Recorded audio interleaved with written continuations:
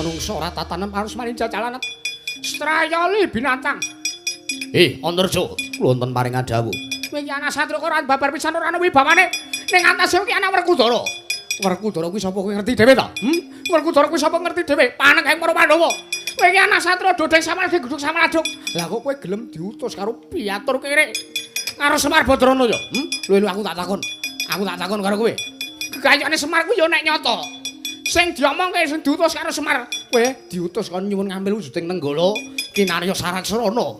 Tumedheng Wayu Kamulyan. Ya nek kuwi tenan, nek Nenggala mung arep nggo kamuktene Semar dhewe, nek mung arep nggo ndurusi kesenane Semar dhewe, kowe sing dadi jol nyawane Antarja. Ayo.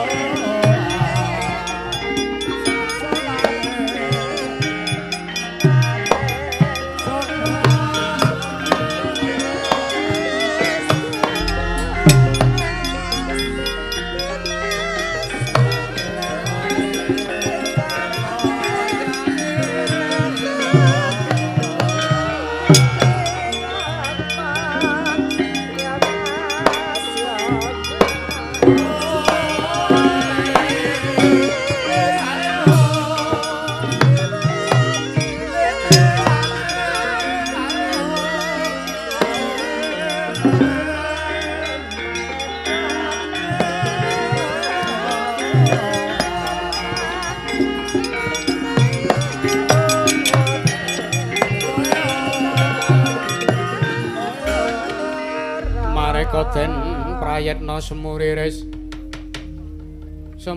eka balik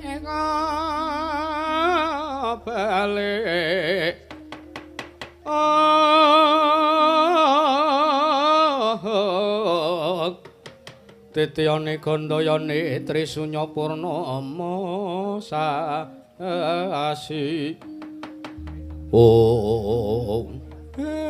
ndara-ndara lancur Pandhawa. Ndara Gatotkaca, ndara Antarja kalih ndara Antasena. Ya, Siwa Semar. Heeh, kakekne Semar. Ya wis Semar.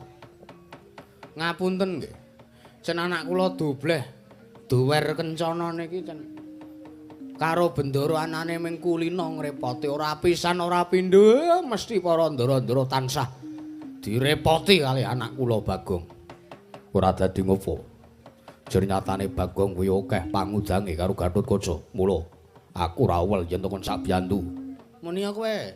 Oh, sing kawogan wae ora uwel nek arep kon bantu aku. Kowe kok nyermimih omonganmu. Ora penak dirasake pekewuh aku Bagong. Pekewuh minggat to wae ora. Nek aku minggat sing dadi lantaran wahyu sapa? Aku. Isa apa kowe dadi pamenge tanah Jawa? Weh, aku isa apa-apa. Mbangane kowe reng.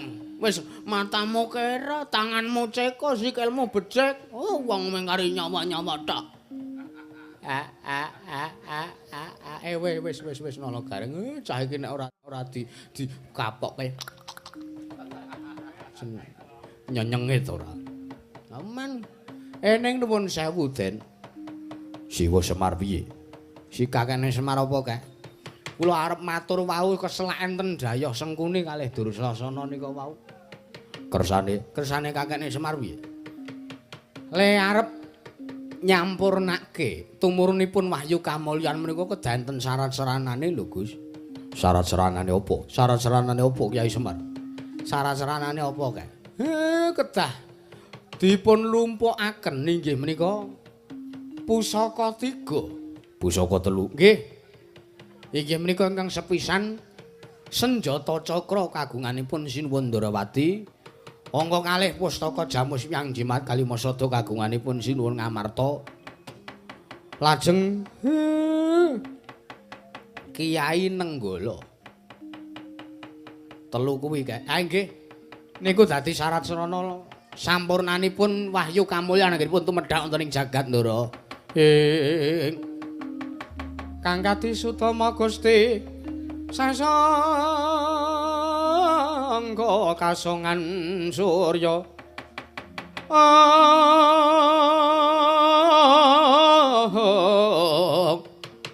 Prabanya sumungsung keswayaya ruming sari. Oh, yen mangkono dawe cetha lan terwaca dawe Siwa Semar kaya mangkono. Siwa Semar, kula aja walang ati tak jaluk. Aku tusen kinet budal ning negara Ndrawati. Nyuwun ngambil wujude senjata cakra ngersaning Wa Prabu Kresna ya Prabu Ndrawati. Ya kae. Aku tusen aku sowan ning Ngamarta aku tak nembung wujude pustaka Jamus Hyang Jimat Kalimasada ngersaning Wa Prabu Puntadewa. Semono uga aku Siwa Semar. Aku dawuh ana supaya swarane Praja Negara Mandura. Aku tak nyuwun ngambil wujuding Kyai Nenggala. Enek sampean sagah nggih mboten napa-napa mang budal. Ning kula mboten kongkonan lho. Sampean saka lair batine sampean piyambak lho. Heeh. Aku wis lair batin, bakune wahyu kamulyan sida tumedhak ning jagat, sida ditampa karo negara Ngamarta Pandhawa sak kawulane sak negara Ngamarta kae. Yo. Malah bisa apa tak jaluk dawuh Gatotkaca budal ning negara Ndrawati. Halah sakniki. Nek sakniki longgar sakniki sela nggih kula suwun bidal Ndara. Jaluk pamit tambeng pangestu Semar. Jaluk pamit kae. Jaluk pamit si Semar. Ngatos-atos kula ora kok jakar lho.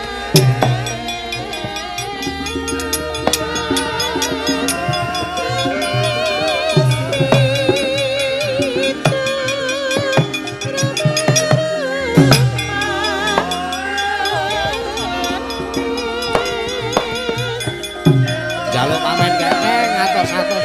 Ya.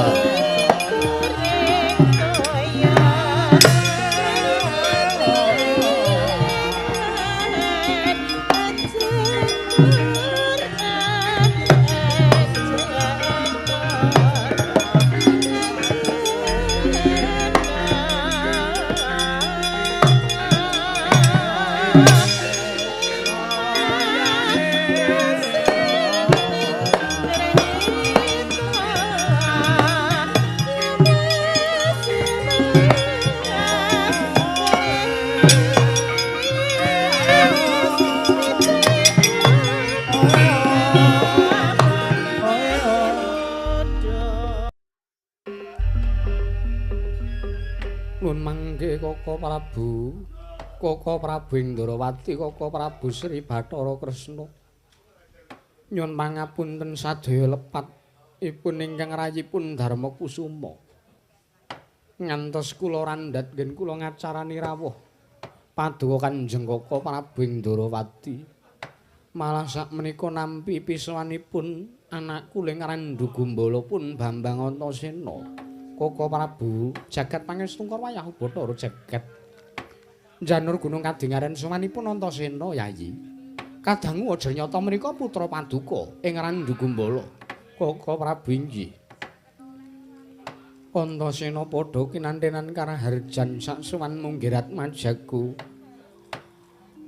Pamujine Pakde Dharma Kusuma ya, De. Suwan kono ngersaning para punden Pandhawa ora walangan swiji apa. Aku ngaturke basaku katura, De.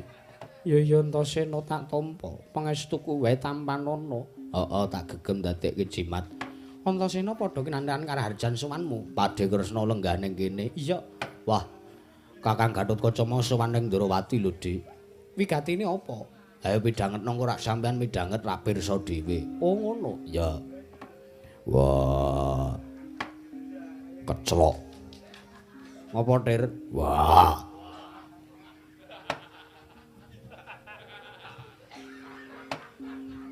Antasena cah kentir, Bima cah bambung. Bima lah. Anu sapa Bapak Werkudara karo wong-wong ngawur. Selamat sowan mundir. Heeh, Celok. Heeh, Pak. Sowane anakmu Randu Gumbala ora ana alangan suwiji apa, bektiku katur ya, Pak. Yo. Pakai suku tampan ngono le. Tak gegem ndadekke jimat. Boleh ditimbal iki basa. Aku ki ora iso basa lho, Pak. Mergo aku ki anake sampean sing tus, anake sampean ki aku. Mula aku ya maklum lumrah nek ora iso basa. Lah sing kudune ditakokke iki malah Kakang Gatotkaca karo Kakang Antareja kae. Ana sampean ora iso basa kok Kakang Gatotkaca karo Kakang Antareja kok iso basa. Engko gek kudu tes DNA. Menengko. Ya wis, ora menengko idak. Lah aku arep matur kok kon meneng ora. Dik, Antasena kepiye? Anane sowanku iki ora saka karepanku pribadi, Dik. Ning aku sak mengko diutus lan aku nampa dawuh kakekne Semar Badranaya yen to aku kudu sowan ning negara Ngamarta. Lah, apa wigatine? Rikala semono kakekne Semar paring dawuh karo aku. Aku kinen nyuwun ngambil wujuding pustaka Jamus Myang Jimat Kalimasada. Munggo apa to wigatine lan pusaka arep digunakake kanggo apa? Kakekne Semar butuh syarat srana pusaka iki wujuding pustaka Jamus Myang Jimat Kalimasada malah kepara sak pendawane kon rawuh ning Karang Kadempel. Mergo kakekne Semar bakal nampa wujuding kanugrahan kang aran Wahyu Kamulyan. Lan kuwi bakal dipasrahke ngersaning para Pandhawa, Dik. Sarating pandam sumula amadang ijroning pasareyan ngenani wadana remo-remo kalingan ngrangan sang dyah manahan kong sumungkem kulit sang kakung rarempo alon wuwu sira baboyaye man mane Pak Mburang entut to Pak Biratente Brantaya ulun tadah arunte ulun tadah runte ya jagat pangestu ngara Koko Prabu kados pundi ya nuwun mangke Yayi Prabu kula wonten dawuh Koko Prabu menawi miturut pamanggihipun ingkang Raka Ndaraka kapasrahaken kemawon jernyatanipun menawi kasembadan Wahyu Kamulyan menika tumedhak tartentu dayanipun badhe sumrambah dhateng kawula sak negari Ngamarta. Nah, kosek Di apa Antasena Kakang Gatotkaca prapta ning Ndrawati kuwi arep nyuwun ngambil wujude senjata cakra. Kuwi ya dadi syarat tumuruning Wahyu Kamulyan ngersaning para Pandhawa. Lah iki malah sisandine sampeyan lenggane kene senjata cakra uga tak suwun. Tak suwun ngambil arep tak gawa ning tak sowanke ning Karang Kadempel. Mangkono Antasena. Heeh, Pak Dik. Werkudara piye? Ah, gusik. Bangun.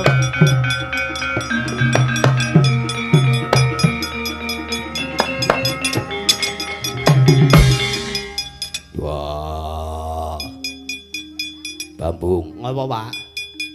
Nek barep pancen masrahke ning nek Werkudara ora. Lho.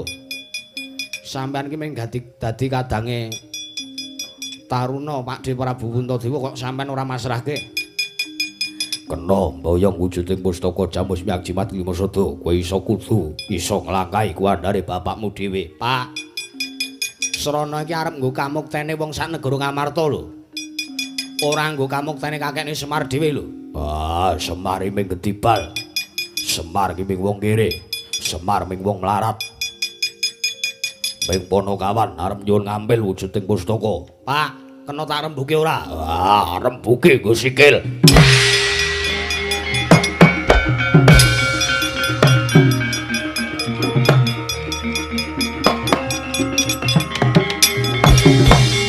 Krewikan dados grujukan geguyon dados tangisan Koko Prabu kados pundi? Weh lah jagat pangestu ngor wayahu Bathara jagat.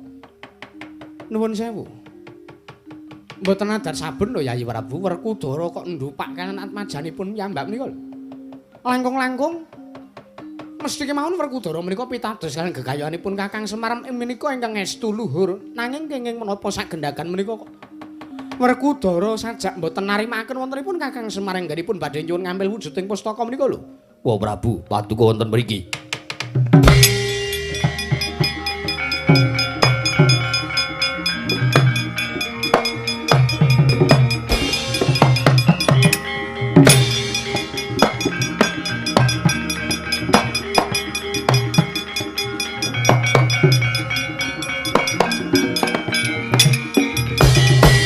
Kata tian Gatotkaca tinon mapakarga kira tekapira Kresna Parta manahar saktinira Gatotkaca ingkang sowan Nuwun sewu. Paripaksa kula sowan. Kula ngaturaken sembah bekti kula kunjuk. iya Gatotkaca tak tampa Nggih. Gatotkaca sowan ning negara Ngamarta. Nuwun sewu. Wah Prabu Kresna kula ngaturaken sembah bekti kula kunjuk. Iya. Tak tampa pangestuku tampan ana. Nggih, kula pundi nggo jimat. Ana wigati apa? Sowan kula menika mboten saking Pringgondani utawi saking Karangkademel. Nanging sowan kula bibar saking negari Ndorowati. Kula taliti kula badhe sowan ngersanipun Wah Prabu Kresna lah kok jebul pangandikanipun Siwa Patih Udawa paduka tindak wonten negari Ngamarta. Ana wigati apa? Kula pun utus dening Siwa Semar Badranaya. Kene nyuwun ngambil wujudipun senjata cakra, Wah Prabu.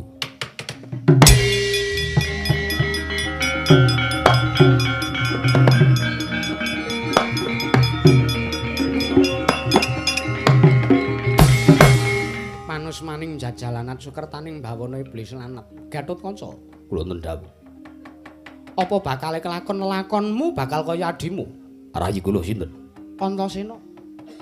Sekawit praptaning negara Ngamarta bakal nyuwun ngambil wujuding pustaka Jamus Mangjimat Kalimasada minangka duta saka Kakang Semar Badranaya. Ning iki mau lagi wae kadangmu Antasena didrupak karo bapakne ya kuwi Werkudara ya karo bapakmu. Merga dianggep Semar kuwi mung wong elek nyolok mripat, mung wong gedhi bal 17. Lah kok arep nyuwun ngambil wujuding pustaka kuwi ra cecak nguntal cagak cebol gayuh wulan muta ngitung lintang. Kepareng paduka ora Ndorowati kados pundi? Semono uga aku ngukui wujude senjata cakra. Aku ingkang ngagungan pusaka iki. Nek kowe arep ora nrimake, sak karepmu, sak tandang gawemu, sak solahmu tak ladeni.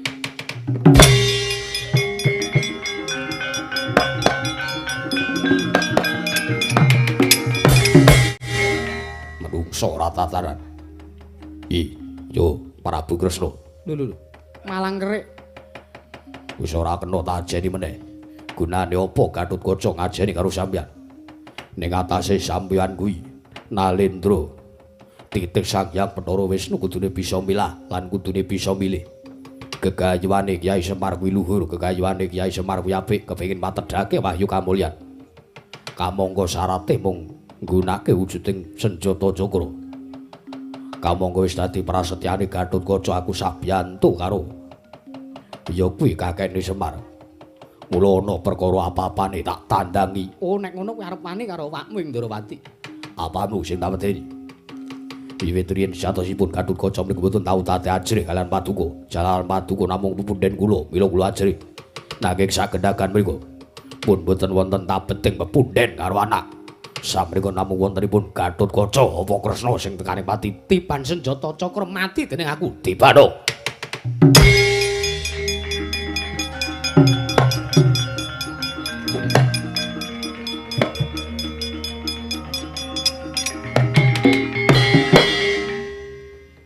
Apa niki? Ayo kuwi to sing tok karepke. Maksude apa? Ora kowe rene iki arep nyuwun ngambil senjata cakra. Ayo kuwi gawanen. Wah. Tiwas. Bekenengan ra. Wong dipaeka.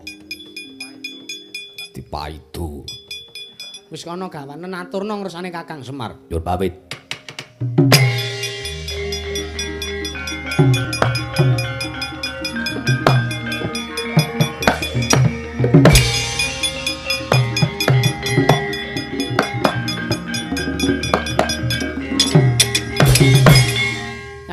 Prabu, kula wonten dawuh.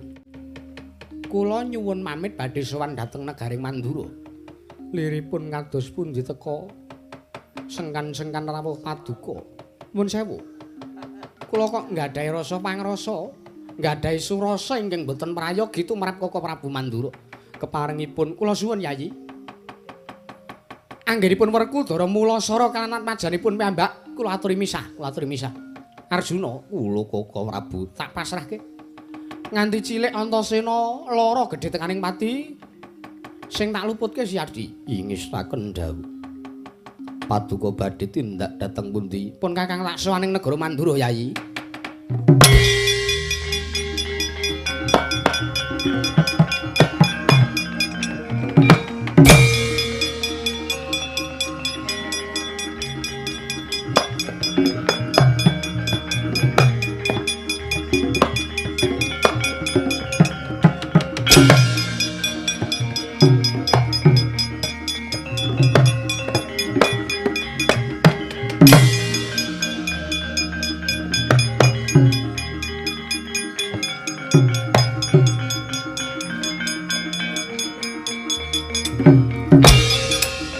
Ora karep ngono lho, Pak. Ora ngono lho, Pak. Pak sabar, Pak. Pak sabar, Pak. Sabar, Pak.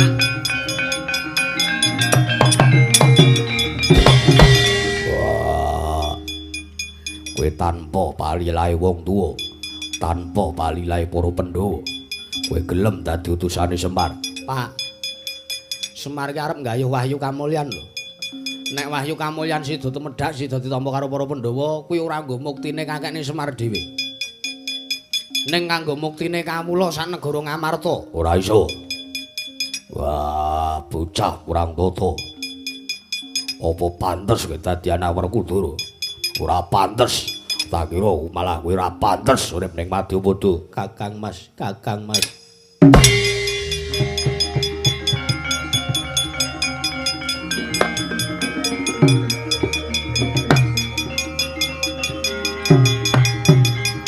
Ojo diculke, ojo.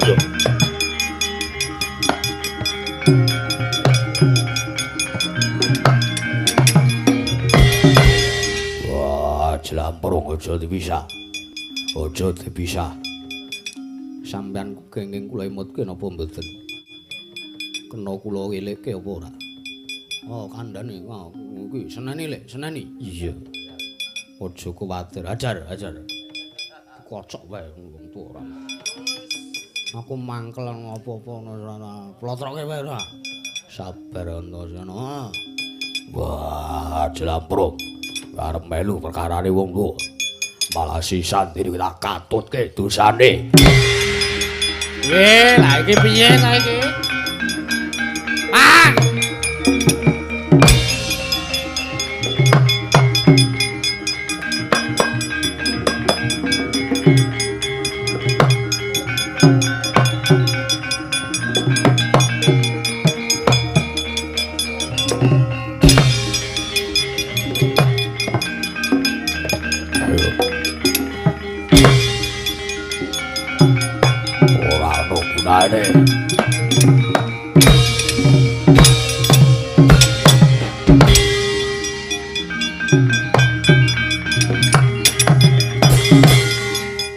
Wah, kowe bayi arep melu-melu perkaraku. Nuwun sewu. Kula menika namung pados margi ingkang leres. Kula namung badhe ngemutaken ngelan panjenengan Kakang Mas. Tak kira aku wong lali. Tak kira aku wong ora eling. Wah. Ayo, pilanono cah kendir kae. Pilanono cah kucluk kae. Nek pengen mati saiki, oh, Werkudara culno adikku Werkudara.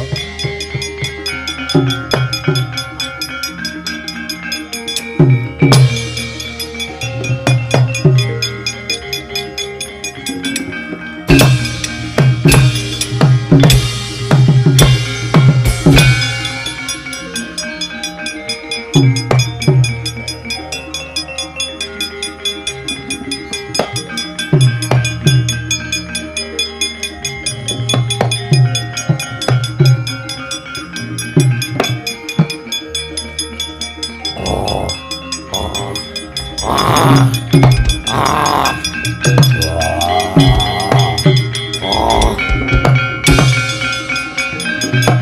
Prabu.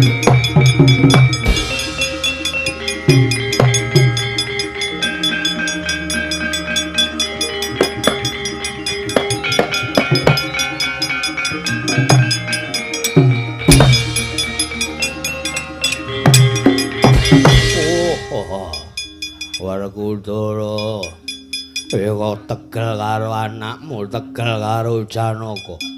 Aku sing kagungan wujuding pustaka wae nglilake kena ngopo kowe malah ngukuhi wujuding pustaka. Elinga Werkudara, elinga. Mbarep.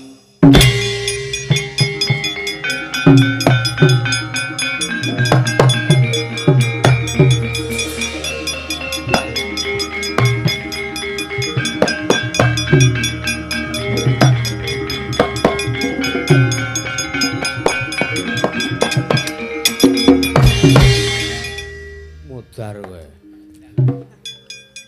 Ora kena ya.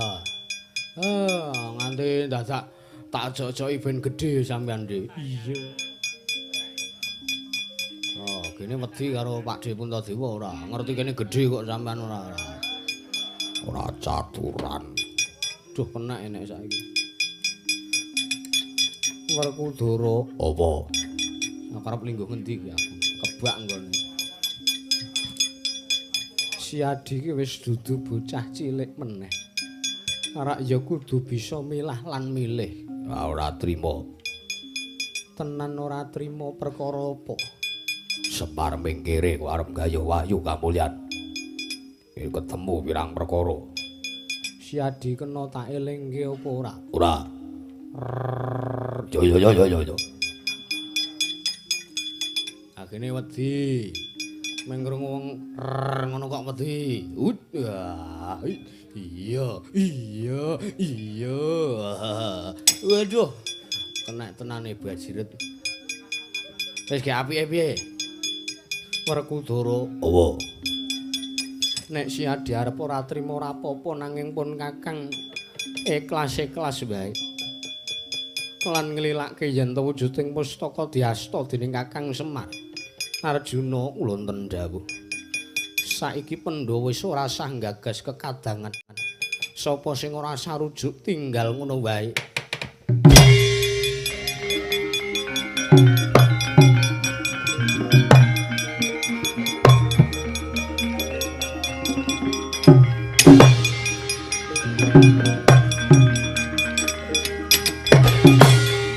Piye ditinggal rombongan kuwi lho. Mula sesuk niki aja sok grusah-grusuh nganggo diglejah ora. Bos, arep endi? Uyuh. Ini iso krasa nguyuh barang ora. Nek ora dingenekke kok ora dadak nggo geger barang.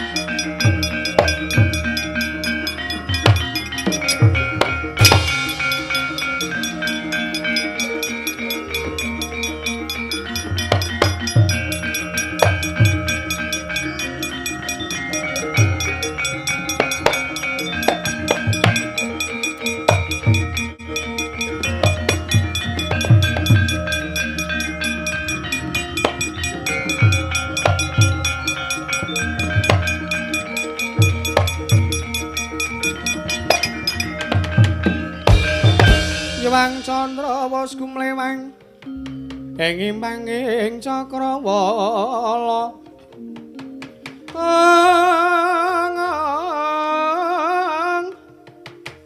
Panci wos gagat enjing arame swaraning sato kekuluruk sesauran wetan soroting haruna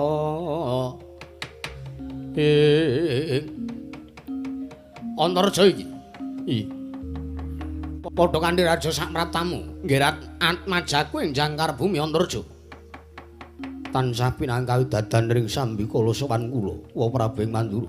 Kepareng kula ngaturaken sembah pangabekti kula kunjuk wa. Ya, tak tampa. Gage-gage kesusu sowan mono wigati apa? Ih, sowan kula mboten saking pikajengan kula piyambak sadèrèngipun lepat nyuwun diagung pangaksama. Yo, ora apa-apa. Sowan kula mboten saking kesatran jangkar bumi nanging sowan kula bibar saking padukuaning Karang Kadempel.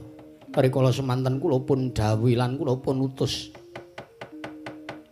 dening Kyai Semar Badrana Yayi dening Siwa Semar Siwana Yantaka ing Karang Kadempel ing mengangkah badhe dawuh kaliyan ingkang putra Punantarja kinen sowan wonten negaring Mandura. Wigatine apa? Lah kok Kakang Semar utusan karo kowe kon sowan ning Prajanegara Mandura? Ih, ingkang wigatos inggih mriku kula kinen nyuwun ngambil wujudipun Kyai Nenggala. Wa Prabu, Kyai Nenggala sak mangke badhe pun ginaken syarat sarana tumedhaing wahyu kamulyan.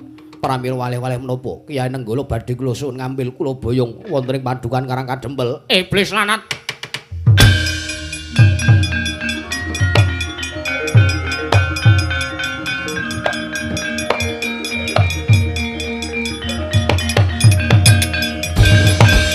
Menungso ora tatanem harus maring jajalanat. Strayali binatang. Antarja, kula wonten paring dawuh. Kowe iki ana satru kok ora babar pisan ora ana wibawane.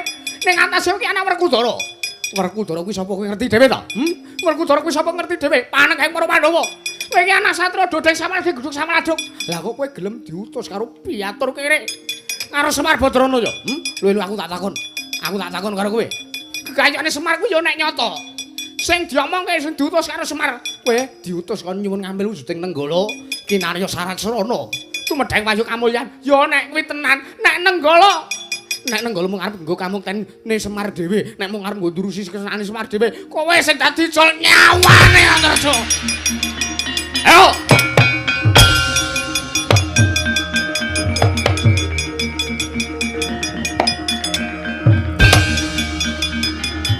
Ayo Sam. Bato. Anggep kowe anak Werkudara aja. Aja kaya bocah cilik, aja kaya tikus. Ayo muni ya. Menungso ora tatanan kowe. Kenapa Semar kok arep mantedake payu kamulyane? Ketemu pirang perkara.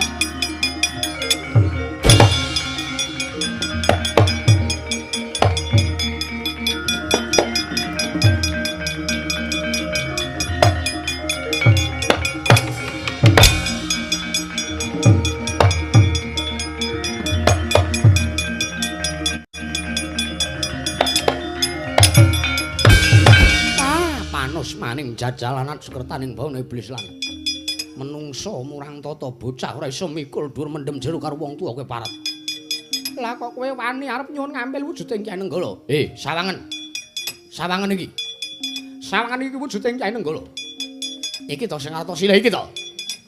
Estu menika kula aturi masrahaken. Yo, tak paringe kowe tak pasrahke kowe ning kowe wis mati.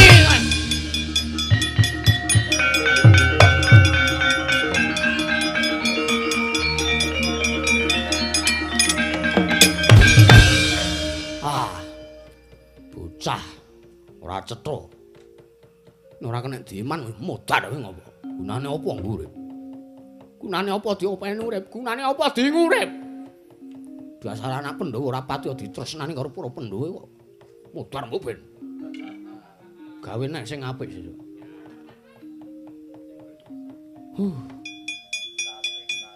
Anggepe apa? Tegel ya men hitungane Baladewa tegel karo Antarja men. Wis bola-bali. Lelakon Antarja mbalela ngono. Nanti aku arep mateni. Saiki kelakon manjang kakuwat. Pecah-pecah utek. Anak Werkudara kaya ngono kok diopane di. Ajeng teng pundi? Ora o-a-o-e. Kresna iki inggih. Sing ngendika nek kula boymen sinten? Ora sang ngono to. Nuwun sek niku kawandane sinten? Endi? Niku wonten wingking panjenengan lho. Sapa? Wonten wingking panjenengan menika kawandanipun sinten? Kondo, apa to ora ana wong mati kok. Niku lho, niku rak bathang menungso to. Ah, aja gawe-gawe ah. Iki suket. Pun Kakang saka ngarit, Baladewa kok ngarit. Kakang Prabu, Piye? kula tak ningali to. Ora kena ngene. Tak omongi. Piye kados pundi? Iki ula. Loh, sawer. Sawer krowak. Sawer kok sawer krowakmu jenengan niku. Pun Kakang iki nang alas nemu ula gedhe banget. Cobi kula tak nyumurupi. Oh, ora. Ora, ayo. Ora kena. Mbok bloko mawon nek niku kawandane Antaraja. Wah!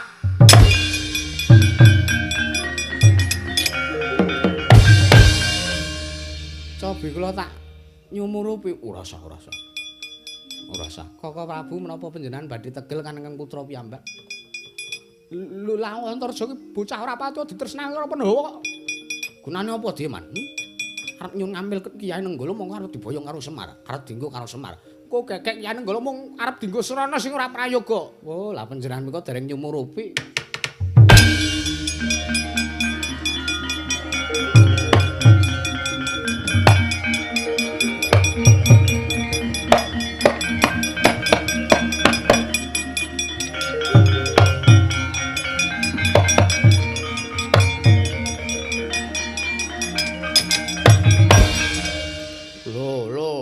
Urip meneh lho. Wah mau tak gecek ndase tak pedhot sisan men ora iso urip meneh. Nanti kaya mateni ula. Lah kuwi ula tenan. Sia-sia kalih kula. Dumeh kula anak ora pati ditresnani. Panjenengan tegel kalian kula. Aku njuk ngapura Antaraja. Aku njuk ngapura aku getun menan. Getun apa? Lah, ngono kuwi undu-unduane ora. Sampun, Go.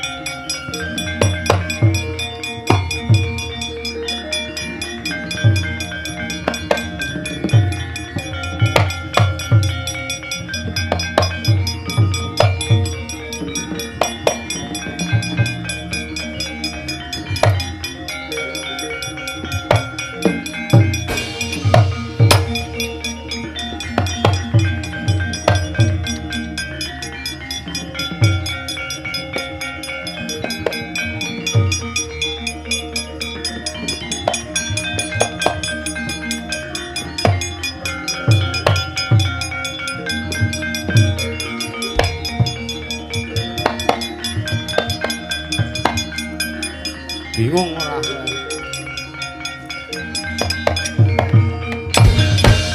Mareka den prayitna sumurire seka bale dityani gandayani ing ndara-ndara Pandhawa kalih sinuwun Ndarawati kalih sinuwun Mandura. Iya Kakang Semar ya. Oh Semar ya. Wah gatel banget iki diadaku gatel. Nggih ngoten niku sember ngula kaya ngoten rasane. Sesuk meneh aja mateni. Ora. Endi kae mau? Wong tua kecelok kae mau. Sinten? Bapakku. Bapak sampean. Oh, bapakku sapa to? Bapak Werkudara. Lho, Isih ajeg to? iso aja tak pecah ndasmu lho, Kong.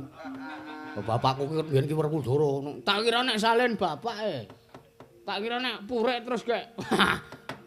Ngawur ora ana. Salin bapak. Matur nuwun nggih, Den. Iya. Kakang Semar. Nggih. Saderenge Bagong. Pusaka ning dhuwur meja kae balekno. Sakra kamu? Heeh. Nggih. Aku ora butuh pusakane. Sing tak butuhke priyagunge, sing tak butuhke wonge. Sinten iki sing kagungan? Aku. Oh nggih engko. Wis tak balekke merek. Iya. Ora engko sik iki kok dadi senjata cakra iki kok ana upane iki. Iki pusaka ampul lho, Bagong dadi kutan sega. Ngapunten. Petruk niku mau gawe mie. Janes. Ora kajen pusaka ampuh kok dicekel Panakawan kok mah dadi reget ora karo-karuan. Lah untung nama urung tak pasrahke. Lah nek urung malah nenggala kutan sambel barang to. Inggih. Kutan sambel. Petruk apa sing gawe mie.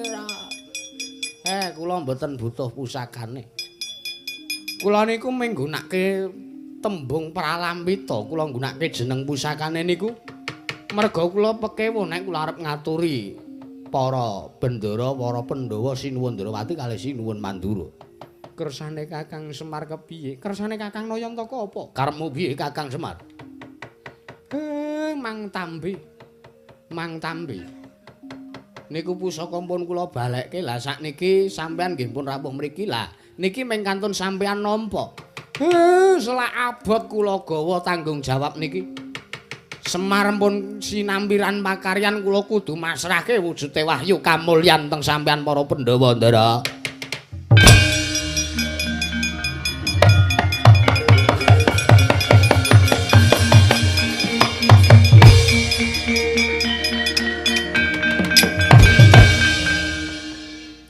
Agene wis digawa wahyune. Andekne kok ora ket mau sore. Nek jejer pisan tak nehke wahyune terus bar Bagong.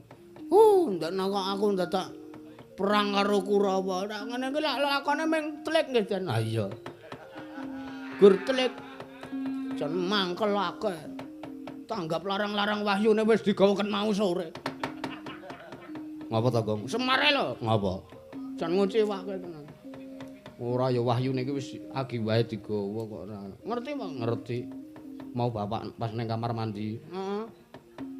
Mbuh ngetokke apa saka sak mak kelop ngono. Akeh sentolop, senter. Awong wengi kamar mandine dhewe ora ana anu lampune to, Truk. Ah iya. Oh, senter to. Heeh. Ngapunten kula nembe matur perkara niki. Iya, Kakang Semar. Malah cumeplong rasane ngatiku apa kemarengake sawetara wektu aku cumandha ing Karang Kadempel. Ah monggo mawon. Ning kanan kula nggih sarwa-sarwi kecingkrangan ngeten. Ora apa-apa Kakang, bakune aku ayem melu Kakang Semar. Ya semono uga aku. Wah malah dadi getun aku mau sempet mateni karo Antarja. Sempet. Sesuk ki dipikir neh, Di, ora mung waton bras-bras ora. Aku mau ya arep dipateni karo Bapak Werkudara ke mau. Nang nganti Pak Di Darmakusuma tak ojok-ojoki, Di, gedhe Di. Ora gedhe-gedhe tak ucul-ucul gedhe akhire ta. Napa ta Dewi Krama? Tak kira nek apa? Iya Kakang, nggih nek ajeng melu kula nggih. Monggo, cumandhak sak jenake lho ta.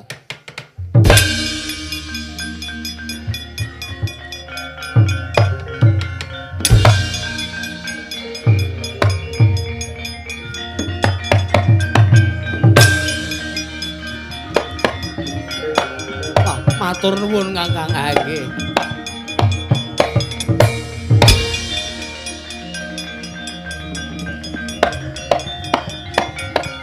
Ana perkara sing kudu dirampungi. Nggih mriko. Heeh.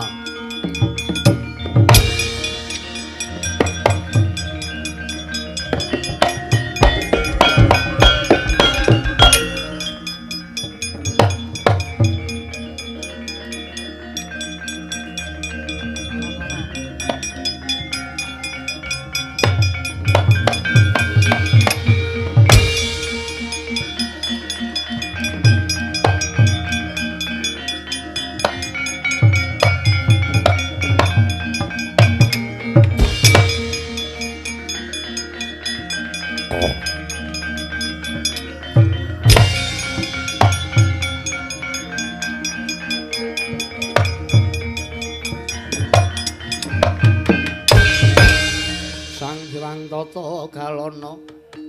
Galana galaya takut mari-mari enggot siung nyokang mawingis-wingis. Oh, apate Sengguni. Kepiye anggonmu? Tak dawuh mboyong Semar. Gawe srana ringge Pandhawa, nek Pandhawa ringge iso tak pangan. Sewu lepat diageng mangang sami pukulan Bathara Kala. Piye? Kok kowe mundur? Kula gagal nggih kula badhe mboyong Semar. Oh, boyonge dhewe. Oh.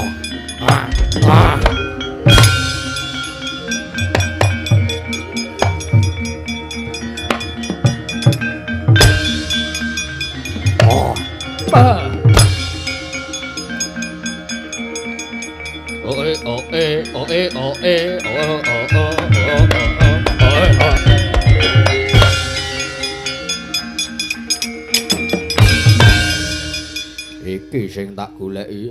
Iki Yuan sing goleki aku. Lho. Bathara Paya, Kala Kala. Murwapaya. Oh, kowe manuta tak boyong Pandhawa arep tak pangan. Aku ki pepundhenmu, tuwa aku, kowe ki anakku. Penere, anakmu piye? Gadeng aku ra sudi ndek anakku. Aku ki pakdemu lho. Aku ki sesembanmu. Kowe kok ora ngajeni karo aku? Bali. Ora bali nek urung wareg wetengku mergo mangan Pandhawa. Oh, kuncungku lho modot lho. Kuncungku modot. Lho kok apik wae. Larang iki kuncungku. Ayo, ora bali sabet kuncungku panas awakmu. Tak ruwat kowe. Aja kiyae. Wah.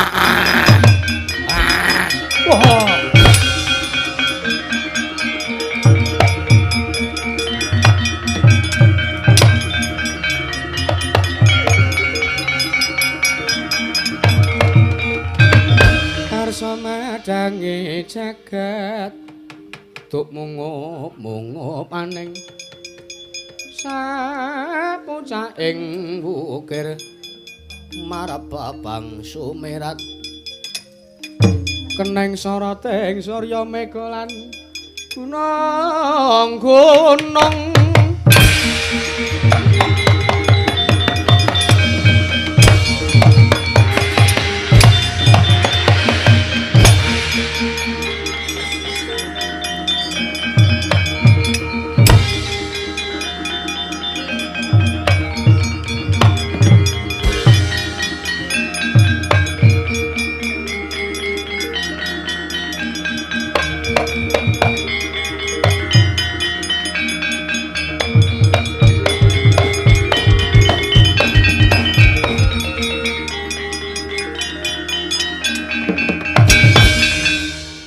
rawuh meneh iki wis diguwak kok ya mesok rawuh meneh ora amen aku bagian ora rombongan kuat pemain aku matur nuwun nggih Den Ndara Werkudara yo pun kersa ngewang-ewangi Semar ngundurke wadyabalane Kurawa wadyabalane Durga. Berarti kebayak-kebayak sing diundurke kok kebayak wadyabalane Durga. Durga rak bakul kebayak to. Ngawur. Ngerti aku untune dikawat. Ngawur kuwi Durga Kinasih kuwi ora.